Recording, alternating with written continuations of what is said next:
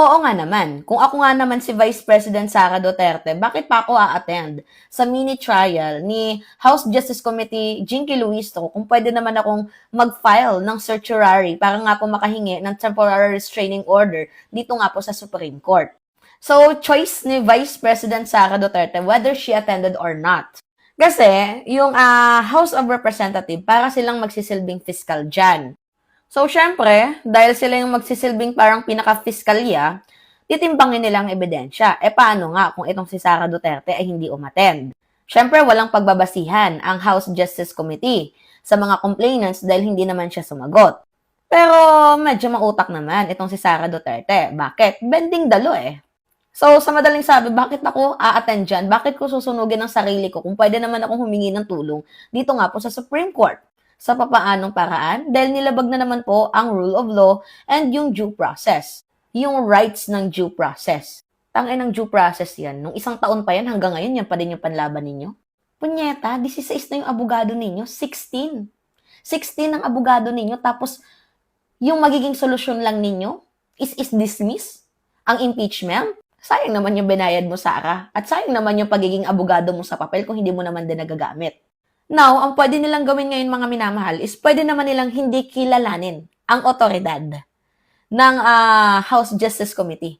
Kumbaga, ano yung jurisdiction nyo laban sa akin? So, I can file a certiorari complaint dito nga po sa Supreme Court. Kukwestiyonin ko yung jurisdiction nila para nga makakuha ko ng restraining order. Siyempre, di ba, kung alam naman nila na pwede pang pigilan yung impeachment, trial ni Vice President Sara Duterte, gagawa sila ng way bago umabot sa punto na mag-resign si Sara Duterte kapag nagkapit-pita na. So hanggat kaya pa nilang gawa ng paraan, edi pilit-pitin nila ang Supreme Court tungkol sa batas. Kasi dito mga minamahal, dito natin makikita kung gaano katimbang yung numero sa batas. Yung batas ng Supreme Court or yung numero sa House of Representatives. If you really get the point, yung pinupunto ko ngayon, mas pinipili ni Sara Duterte yung Supreme Court kaysa harapin niya yung kaso niya dyan sa impeachment, kaysa sagutin niya. Alam niyo, kung ako si Sara Duterte, much better din naman talaga, na gumawa na lang ako ng another exit, ng ibang way, para malagpasan ko tong impeachment process na to. Pero kung ang pag-uusapan natin dito is public transparency, public accountability, nakakahiya na as a vice president, naghahanap ka ng exit point na hindi mo nasasagot yung mga tanong sa'yo ng taong bayan. Ano ba yung tanong ng taong bayan sa'yo? Saan napunta yung perang ganito? Saan mo to dinala? Ano ba ito? Ano ba yan? Which is yung mga nakalagay sa impeachment complaint. So, kung meron kang delikadesa, hindi mo idadaan yan sa ganyang klaseng bagay na hihingi ka ng tulong sa Supreme Court. Kasi kung wala ka namang kasalanan, and yes, abogado ka, kaya mong sagutin. Yung mga ipinupukol sa'yo kung sa talagang totoong, alam mo, na wala kang kinalaman. Sorry, nabubulol ako. Kung alam mong wala kang kinalaman, kaya mong sagutin yan. Pero kasi, di ba, according na din mismo dito kay POA, pinag-iisipan nila whether si Sara Duterte umattend or not.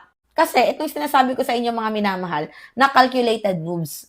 Kalkulado nila. Kapag umattend si Sara Duterte, posibleng magkapitpitan dyan. Oo.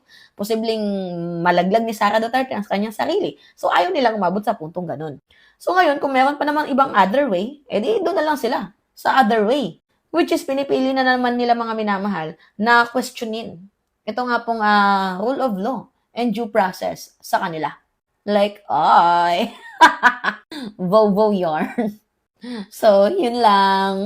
Pakabait, VP. Dahil malapit ka nang ma-impeach. Malapit ka nang mahatulan ng taong bayan.